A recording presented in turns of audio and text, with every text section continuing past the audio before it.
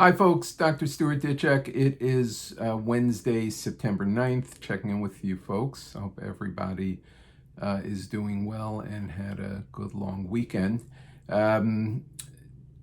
Just to touch base on our continuing forum, I want to speak today about the vaccine issue.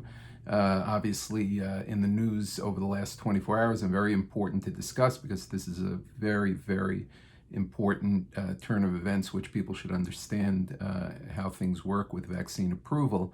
The Astra Zeneca vaccine, which is currently in phase 3 studies in in 62 sites throughout the United States, with approximately, I think the target was 30,000 patients, is currently in their phase 3 trials. And yesterday, if you read any newspaper in the United States, you would see that the AstraZeneca trial was abruptly suspended because of the discovery in one patient of a disease called transverse myelitis, which is an inflammation of the spinal cord, basically.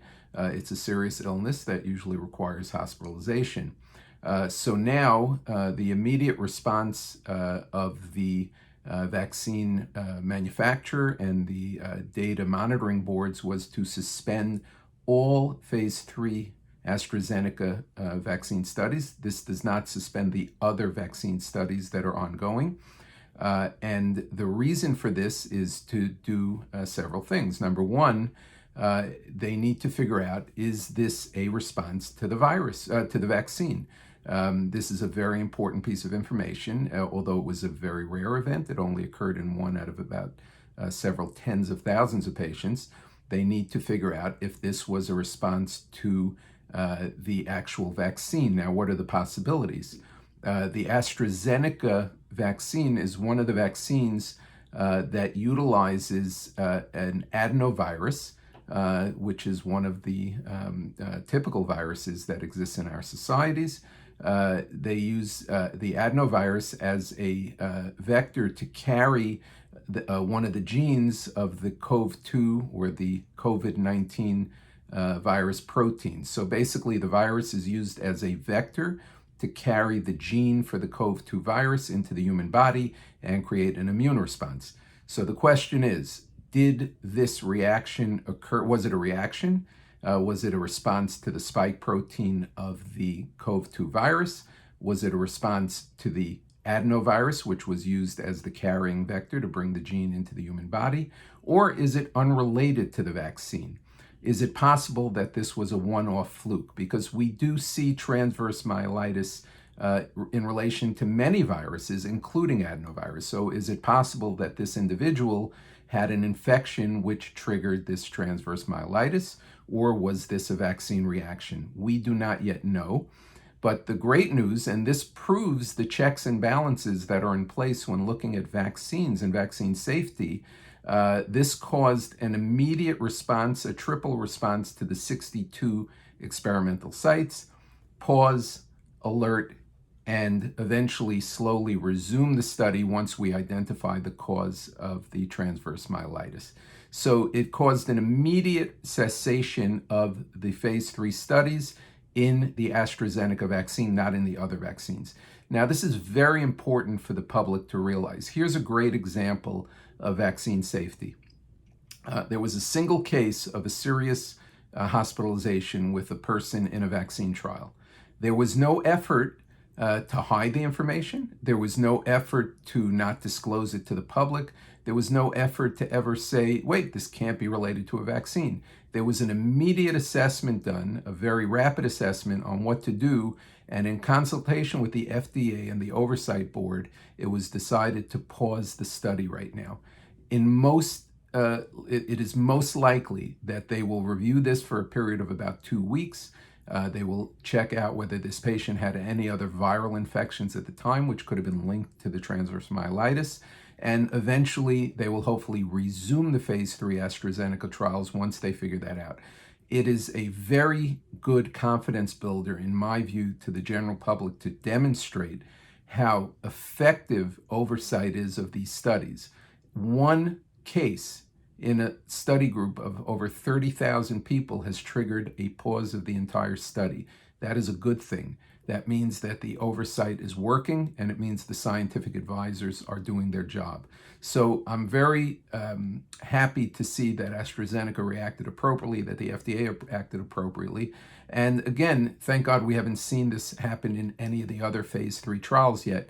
So we'll figure out if this was a one-off fluke, as Dr. Fauci put today, or whether this was a rare vaccine reaction, which doesn't mean the vaccine is not useful. It simply means that this could be a reaction to it. So it's certainly not a reaction in more than 1 in 30,000 plus people right now, which is an excellent piece of information. Talking about information, right now in the communities in New York, specifically the community where I live and out in Far Rockaway in Long Island, as the schools have resumed, unfortunately, there's already been in the Brooklyn area, in my area, in Midwood, there's been 4 schools already with classrooms that had to be quarantined, unfortunately, with kids who showed up who did have COVID positive cases in the classroom. 4 total that I'm aware of so far. The health department is working very hard right now on figuring out where these cases are coming from. Most importantly, there's been a lot of misinformation that we got today through our email and through phone calls, that there seems to be some misinformation out there that the quarantine of 14 days for somebody who's been exposed, let's say a household exposure to COVID or a classroom exposure to COVID, that there's now been a reduction to 8 days of quarantine. That is not true. That is complete misinformation. The CDC has not changed the 14-day quarantine requirement. There is certainly no change to an 8-day quarantine. That will lead to tremendous infections if we allow that to continue. Please tell everybody you know there is no 8-day quarantine. It could be debated whether it's 10 or 14 days, but the CDC is still currently at 14 days. And the reason for that is you can get the virus and get the infection anytime 2 to 14 days after exposure. It's very important as we go into the school year now that we not rely on misinformation. If we rely on rumors and misinformation and allow these rumors to dictate policy, we're going to mess things up for our children right now. We need to follow protocols. If you have been exposed, if you're in quarantine, if you are sick, you are not to be around other people for 14 days right now. That includes your child who is a student. If they are sick or in quarantine, they need to remain home for now. Do not let them go to school, because if they expose a classroom, that entire classroom and the teacher will be under a 14-day quarantine at home as well. So let's follow the rules. Let's get through this effectively. We're hitting a very significant rough patch right now here in the New York area, in our communities. You all know the data. Unfortunately, the testing positivity rates in certain areas, including my own, is already above 4%. That's an unacceptable number. We need to knock that down, and the only way to do that is with people wearing masks, social distancing, washing their hands, and most importantly, do not attend these large indoor events right now. It is very important that people not be exposed at these large indoor events where people are getting sick. We cannot afford to have a large surge of cases right now before the Yom Tovim, and we certainly can't afford to have our schools affected like they're being affected already. We need to have kids in school, and the only way we can do that is to keep the community spread down so the schools don't get affected by this.